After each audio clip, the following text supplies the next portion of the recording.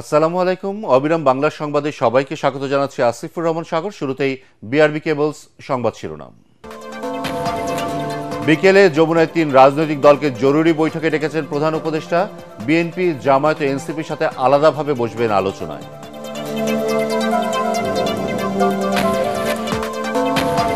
জ্ঞান ফিরলেও শঙ্কামুক্ত নন ভিপি নূর। ঢাকা মেডিকেলের আইসিইউতে চলছে চিকিৎসা। হামলাকারীদের বিরুদ্ধে দ্রুত ব্যবস্থা চায় গণ অধিকার পরিষদ।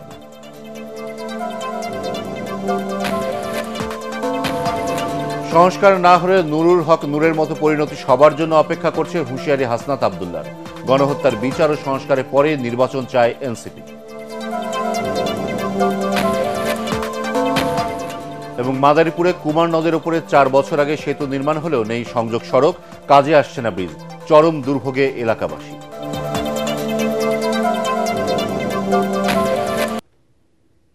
শুনছিলেন বিআরবি কেবলসের সংবাদ শিরোনাম, এবার বিস্তারিত। ত্রয়োদশ সংসদ নির্বাচন ও সমসাময়িক পরিস্থিতি নিয়ে বিএনপি, জামায়াত ও এনসিপির সঙ্গে বিকেলে বৈঠক করবেন প্রধান উপদেষ্টা ডক্টর মোহাম্মদ ইউনূস। প্রধান উপদেষ্টার প্রেস সচিব শফিকুল আলম জানান, বিকেল 3টার সময় বিএনপির সঙ্গে এবং বর্তমান পরিস্থিতি এবং ইলেকশন নিয়ে আলোচনা হবে। 4:30টায় জামায়াত এবং সন্ধ্যা 6টায় হবে এনসিপির সঙ্গে। প্রধান উপদেষ্টা মোহাম্মদ ইউনূসের নেতৃত্বে শনিবার যমুনায় অনুষ্ঠিত সভায় এ সিদ্ধান্ত নেওয়া হয়।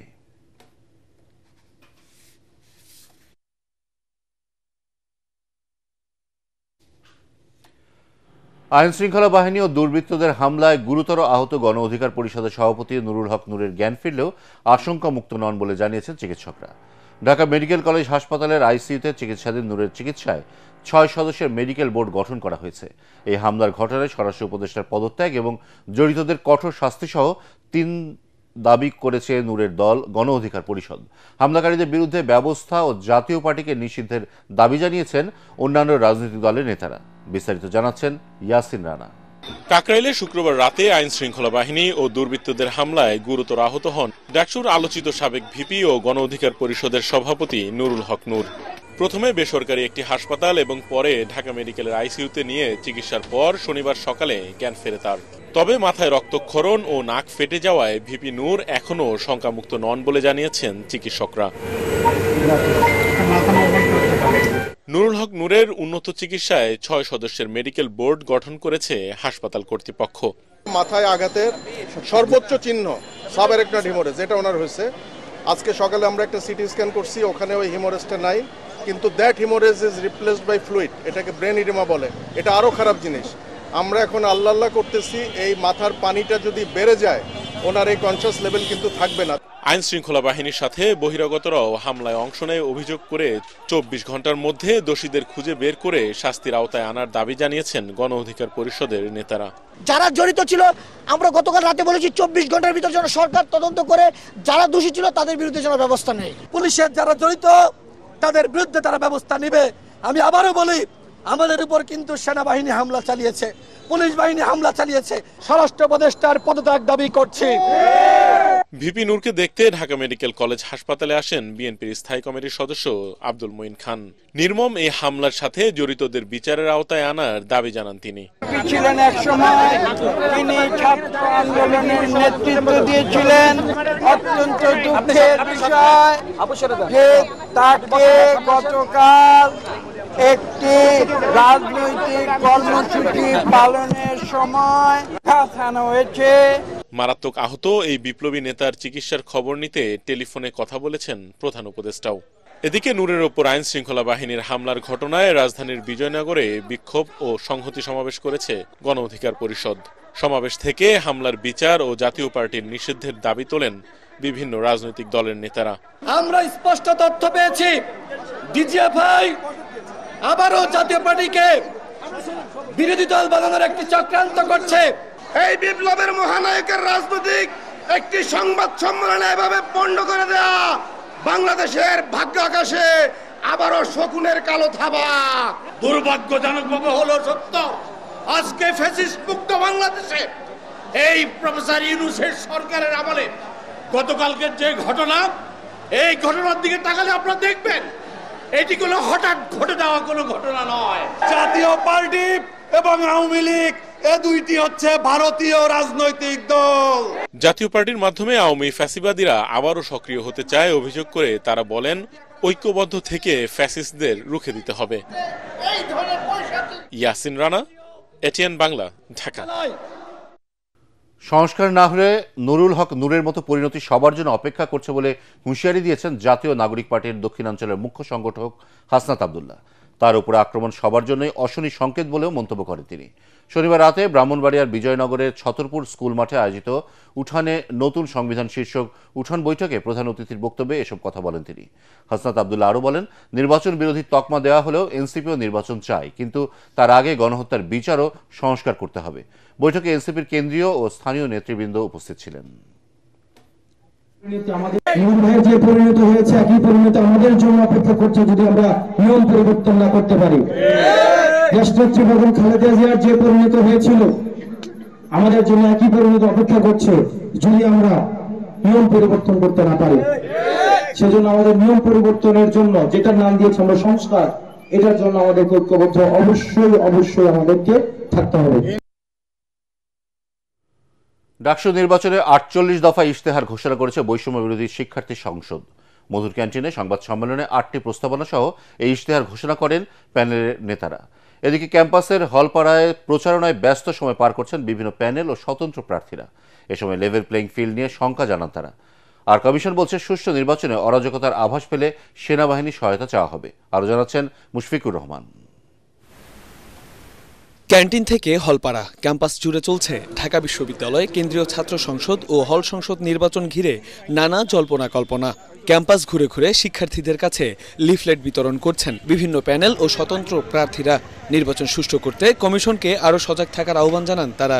বিশ্ববিদ্যালয়ের প্রশাসন এখন পর্যন্ত সকলের জন্য লেভেল প্লেইং ফিল্ড তৈরি করতে সক্ষম হয়নি। ব্যানার যখন আপনি লাগাতে দেন বিধিনিষেধ ভঙ্গ করে, তখন আসলে অটোমেটিক্যালি তারা একটা অ্যাডভান্টেজ পেয়ে যায়। মেয়েরা তাদের 5টা মেয়েদের হলেই ঢুকতে পারছে না, ফর্মালিটিস মেনটেন করতে হচ্ছে, প্রত্যেকটা রুমে যেতে পারছে না। আমার তো ছেলেদের অন্যান্য 13টা হলে প্রত্যেক রুমে রুমে পোস্টার ব্যানার নেওয়ার মতো ওরকম মানুষ নাও থাকতে পারে, তাহলে আমি এই 13টা হলে ছেলেদের কাছে কিভাবে পৌঁছাবো? বিজয় 71 হলেও বিভিন্ন ধরনের ছায়া প্রশাসন গড়ে উঠেছে। আমাদের যে মৌলিক জায়গাগুলো, খাদ্য, আবাসন এবং একটি স্বাস্থ্যকর পরিবেশ, তা নিশ্চিত হয়নি।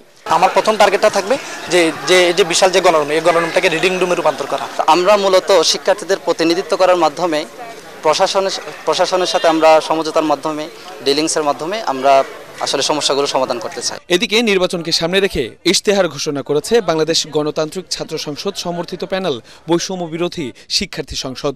8টি প্রস্তাবনার আলোকে 48 দফা ইশতেহার পাঠ করেন ভিপি, জিএস, এজিএস প্রার্থীরা। প্রতিশ্রুতি দেন হল ও একাডেমিক অঙ্গনে দলীয় রাজনৈতিক কাঠামো বন্ধ করার। ছাত্র সংসদ নির্বাচনের অভাবে রাজনীতি হয়ে দাঁড়িয়েছে পরিবারতান্ত্রিক এবং ক্যাডার ভিত্তিক। তাই প্রতি বছর ডাকসু নির্বাচন আয়োজন আমাদের অন্যতম এজেন্ডা, অন্যতম কমিটমেন্ট। অন্যদিকে জগন্নাথ হলে শহীদ বুদ্ধিজীবীদের প্রতি শ্রদ্ধা জানিয়েছে ছাত্রদল সমর্থিত প্যানেলের ভিপি প্রার্থী আবিদুল ইসলাম খান। এ সময় তিনি বলেন, ভোটের দিন তৃতীয় স্তরের সেনা মোতায়েনের বিষয়টি প্রশাসনকে আরও ভাবা উচিত। সেনাবাহিনীর কথাটা যখন আসতেছে তখন ধরা যাচ্ছে যে বিশ্ববিদ্যালয় প্রশাসন এবং রাষ্ট্রের যে অন্যান্য যে প্রশাসনগুলো সেগুলো শক্তিশালী নয়, যার কারণে সেনা সহায়তা হয়তো বা নিতে হতে পারে। তো এই জিনিসটা আসলে পজিটিভলি কেউ নিচ্ছে না সাধারণ শিক্ষার্থীরা আর কি। তখন বিশ্ববিদ্যালয় এবং নির্বাচন কমিশন সেটাকে আরও ভালোভাবে বিবেচনায় নেবে আশা রাখি আর কি। তবে নির্বাচনের পরিবেশের ওপর সেনা সহায়তা চাওয়ার বিষয়টি নির্ভর করছে বলে জানিয়েছেন চিফ রিটার্নিং কর্মকর্তা। প্রয়োজনে 3 স্তরে নিরাপত্তা বিধান করব। প্রয়োজন হলে সেনাবাহিনী যেহেতু মাঠে এখন স্ট্রাইকিং ফোর্স হিসেবে কর্মরত আছে, ইফ নেসেসারি যদি আমাদের কোনো ধরনের আমাদের কন্ট্রোলের বাইরে চলে যাবে, তখন আমরা প্রশাসনকে বলবো 3য় পর্যায়ে যাতে ব্যবস্থা গ্রহণ করা হয়। ডাকসু নির্বাচন উপলক্ষে আগামী 7 সেপ্টেম্বর থেকে 10 সেপ্টেম্বর পর্যন্ত ক্লাস পরীক্ষা বন্ধের সিদ্ধান্ত নিয়েছে বিশ্ববিদ্যালয় প্রশাসন।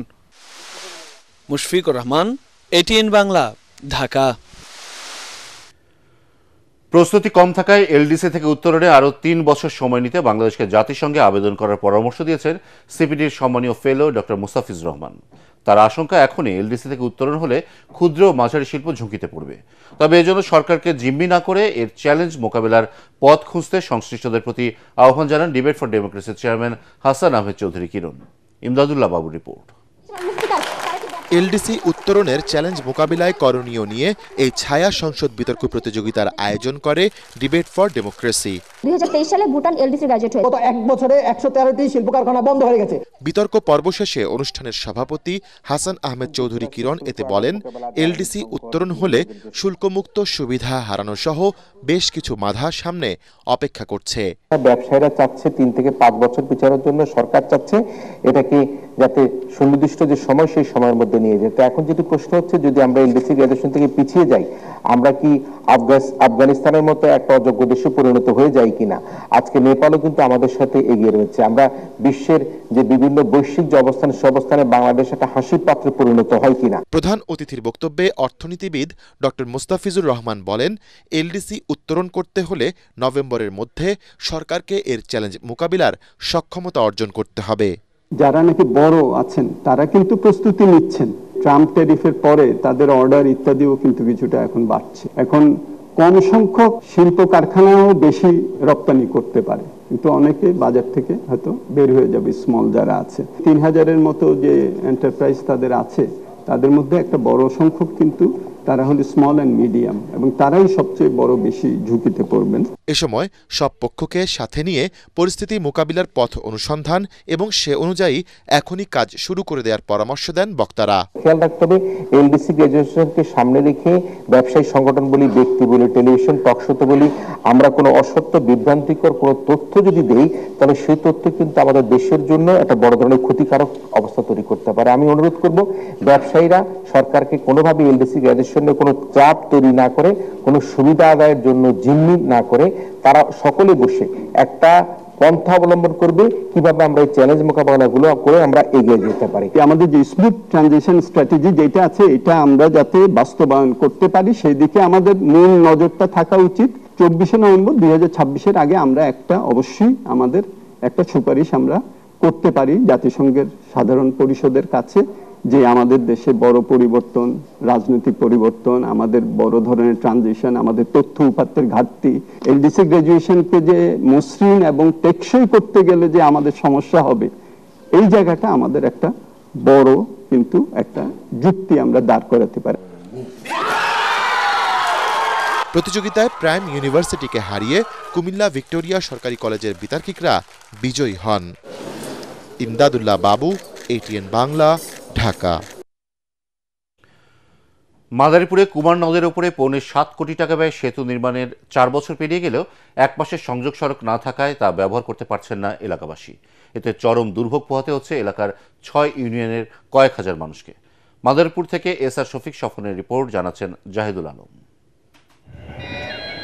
2021 সালের জুনে মাদারীপুর জেলার সদর উপজেলার লক্ষ্মীগঞ্জের কুমার নদের উপর 7.25 কোটি টাকা ব্যয়ে 99 মিটার দীর্ঘ সেতুটি নির্মাণ শেষ করে LGED। তবে সেতুর উত্তর পাশে সংযোগ সড়ক না থাকায় তা ব্যবহার করতে পারছেন না স্থানীয়রা। ফলে সেতু নির্মাণ হলেও তার সুফল পাচ্ছেন না 6টি ইউনিয়নের বাসিন্দারা। প্রথমে বালু ফেলে সাময়িকভাবে চলাচলের ব্যবস্থা করলেও বৃষ্টিতে বালু সরে গিয়ে সৃষ্টি হয়েছে বড় বড় গর্ত। এতে দুর্ঘটনার আশঙ্কাও বাড়ছে। সংযোগ সড়ক না থাকায় জরুরি প্রয়োজনে স্থানীয়দের জেলা সদরে যেতে ঘুরতে হচ্ছে অতিরিক্ত 8 কিলোমিটার পথ। শুধু ব্রিজটাই বানাইছে, রাস্তার নামার মতো, ব্রিজের থেকে নামার মতো কোনো রাস্তা নেই। আমাদের উন্নয়নের জন্য ব্রিজ করছে, সেই ব্রিজ করে যদি আমাদের উন্নয়নই না হয় তাই ব্রিজের কি দরকার? কোনো মতে একটু বৃষ্টি হইলেই আপনার রাস্তাটা ভাঙা যেতেছে। একবার আনছিল পচা খোয়া দিকে পাবলিকে সরাই দিছে, এরপরে এই যে গেছে আর হয় না। মামলা জটিলতার কারণে সংযোগ সড়ক নির্মাণ কাজ আটকে আছে বলে জানালেন এই কর্মকর্তা। রাস্তার একটি অংশে ব্যক্তি মালিকানা জমি এক ভদ্রলোক দাবি করায় এবং সেটি কোর্টে মামলা থাকার কারণে কাজটি আপাতত বন্ধ অবস্থায় আছে। মামলা সম্পূর্ণ হওয়ার সাপেক্ষে কাজটি শেষ করতে পারবে। অতি দ্রুত সংযোগ সড়ক নির্মাণ করে জনদুর্ভোগ লাঘবের দাবি এলাকাবাসীর। Bureau report, ATN Bangla. গত ২৪ ঘন্টায় ডেঙ্গু আক্রান্ত হয়ে ৩৬৭ জন রোগী হাসপাতালে ভর্তি হয়েছেন। তবে এই সময়ে এডিস মশাবাহিত এই রোগে কোনো মৃত্যুর ঘটনা ঘটেনি। স্বাস্থ্য অধিদপ্তরের হেলথ এমার্জেন্সি অপারেশন সেন্টার ও কন্ট্রোল রুম এসব তথ্য জানায়।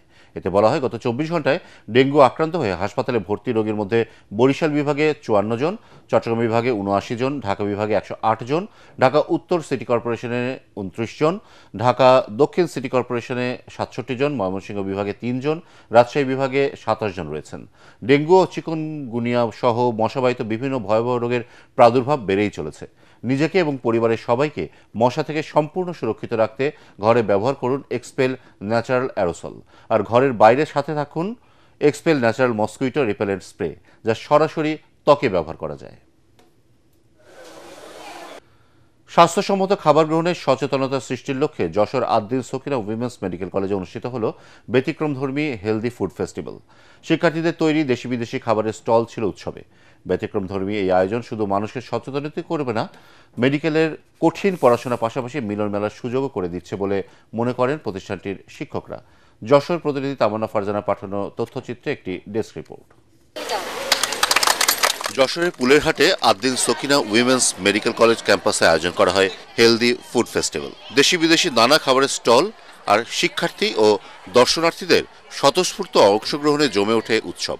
দেশীয় খাবারের পাশাপাশি ভারতীয় শিক্ষার্থীদের তৈরি দোসা, হায়দ্রাবাদি বিরিয়ানি, বড়া পাও সহ নানা রকম মুখরোচক খাবার ছিল উৎসবের আকর্ষণের কেন্দ্রবিন্দু।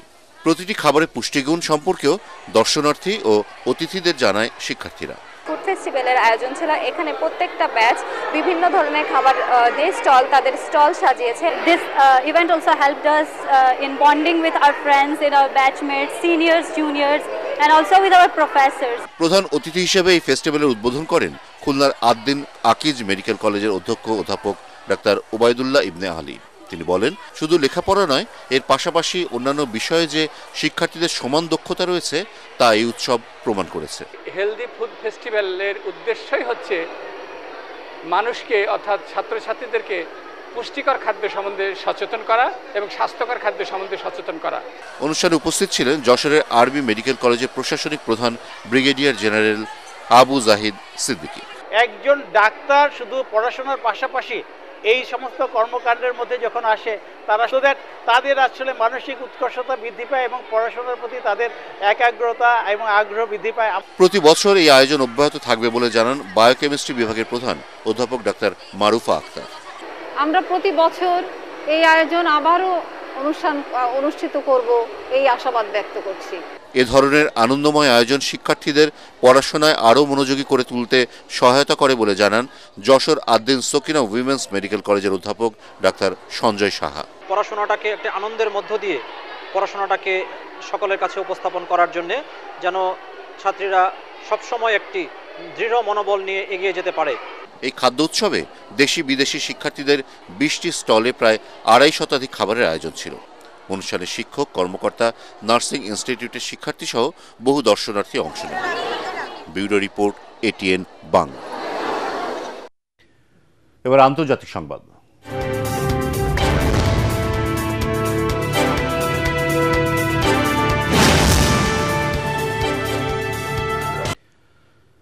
চীনে এসসিও সম্মেলনে অংশ নেওয়ার পাশাপাশি দেশটির প্রেসিডেন্ট শি জিনপিং এর সঙ্গে আলাদা করে বৈঠকে বসেছেন ভারতের প্রধানমন্ত্রী নরেন্দ্র মোদী। ওয়াশিংটনের সঙ্গে শুল্কযুদ্ধের আবহে দুই রাষ্ট্রনেতার বৈঠকে কী নিয়ে আলোচনা হয় সেদিকেই নজর সকলের। তবে মার্কিন শুল্কযুদ্ধের সাথে সাথে গালওয়ানের প্রকৃত নিয়ন্ত্রণ রেখা বরাবর দুই দেশের সেনা সংঘাতের পর এই প্রথম চীন সফরে প্রধানমন্ত্রী মোদী। সেদিকেও লক্ষ্য বিশ্বের কূটনৈতিক মহলের। এদিকে এসসিও সম্মেলনে যোগ দিতে সকালে চীনে পৌঁছেছেন রুশ প্রেসিডেন্ট ভ্লাদিমির পুতিন। কূটনীতিকরা মনে করছেন মার্কিন শুল্কযুদ্ধের মাঝে পুতিন মোদী জিনপিং বৈঠক অত্যন্ত গুরুত্বপূর্ণ। চট্টগ্রাম বিশ্ববিদ্যালয়ের 2 নম্বর গেট এলাকায় স্থানীয়দের সঙ্গে শিক্ষার্থীদের সংঘর্ষের ঘটনায় আহত হয়েছে অন্তত 20 থেকে 30 জন। এর মধ্যে গুরুতর আহতদের পাঠানো হয়েছে চট্টগ্রাম মেডিকেল কলেজ হাসপাতালে। ঘটনার পর আজ সকাল থেকে পুরো ক্যাম্পাসে থমথমে পরিস্থিতি বিরাজ করছে। বিশ্ববিদ্যালয়ের সব বিভাগ ও ইনস্টিটিউটের পরীক্ষা স্থগিত করার ঘোষণা দিয়েছে বিশ্ববিদ্যালয়ের প্রশাসন। প্রত্যক্ষদর্শীরা জানায়, গত রাত 12টার দিকে বিশ্ববিদ্যালয়ের এক ছাত্রী তার ভাড়া বাসায় প্রবেশের সময় দারোয়ান তাকে লাঞ্ছিত করে। এই ঘটনা জানতে পেরে বিশ্ববিদ্যালয়ের শিক্ষার্থীরা দারোয়ানকে ধরতে গেলে স্থানীয়রা ইট পাটকেল নিক্ষেপ করে। এ সময় ধাওয়া পাল্টা ধাওয়ার ঘটনা ঘটে। পরে রাত 3:30টার দিকে সেনাবাহিনীর সদস্যরা ঘটনাস্থলে গিয়ে পরিস্থিতি নিয়ন্ত্রণে আনে। যুক্তরাষ্ট্রের জর্জিয়ার আটলান্টায় ফোবানা সম্মেলনের দ্বিতীয় দিনে বিভিন্ন স্টেট থেকে আগত ব্যবসায়ীরা নিজেদের পণ্য প্রদর্শন করেন। আয়োজনটিতে প্রবাসের তরুণ প্রজন্মের প্রতিনিধিদের অংশগ্রহণ ছিল চোখে পড়ার মতো। বিজনেস নেটওয়ার্কিং লাঞ্চে কিনোট স্পিকার ছিলেন বাংলাদেশ ইনভেস্টমেন্ট ডেভেলপমেন্ট অথরিটি বিডার চেয়ারম্যান আশিক চৌধুরী। প্রধান অতিথি ছিলেন জর্জিয়ার লেফটেন্যান্ট গভর্নর বার্ট জোন্স। এছাড়া ওয়াশিংটনে বাংলাদেশ দূতাবাসের চার্জ দ্য অ্যাফেয়ার্স ও ফোবানার নেতৃবৃন্দ অংশ নেন। সন্ধ্যায় সাংস্কৃতিক পরিবেশনার পাশাপাশি মেধাবী শিক্ষার্থীদের হাতে তুলে দেওয়া হয় নগদ অর্থ পুরস্কার। ফোবানা কার্যক্রম ধারাবাহিকভাবে তুলে ধরে এটিএন বাংলার অনুষ্ঠান ও সম্প্রচার উপদেষ্টা তাশিক আহমেদকে দেওয়া হয় বিশেষ সম্মাননা। এদিকে অতিরিক্ত দর্শক চাপের কারণে ফায়ার ডিপার্টমেন্টের অনুরোধে শনিবারের অনুষ্ঠান নির্ধারিত সময়ের আগেই শেষ করা হয়। আগামীকাল স্থানীয় সময় রোববার বিকেল 4টা থেকে শুরু হবে শেষ দিনের আয়োজন। এবার জানিয়ে দেব খেলার খবর।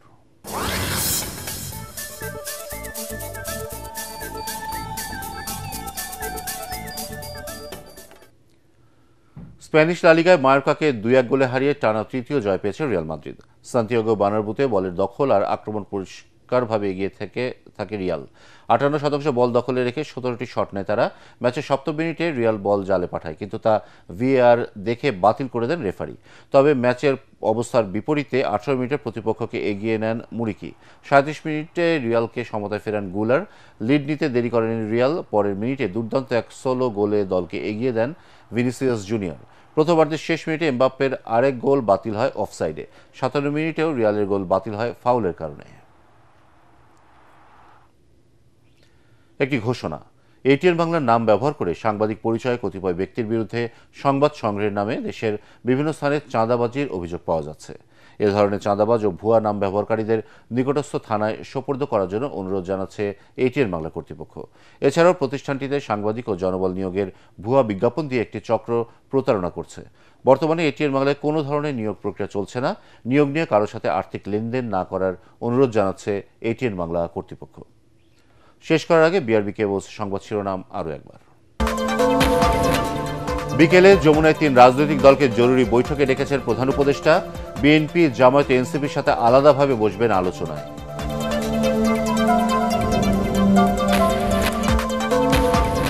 জ্ঞান ফিরলেও শঙ্কামুক্ত নন ভিপি নূর। ঢাকা মেডিকেলের আইসিইউতে চলছে চিকিৎসা। হামলাকারীদের বিরুদ্ধে দ্রুত ব্যবস্থা চায় গণ অধিকার পরিষদ।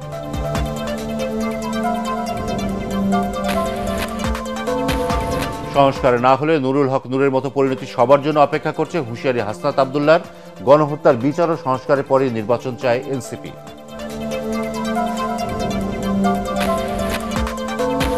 এবং মাদারীপুরে কুমার নদের উপরে 4 বছর আগে সেতু নির্মাণ হলেও নেই সংযোগ সড়ক। কাজে আসছে না ব্রিজ, চরম দুর্ভোগে এলাকাবাসী।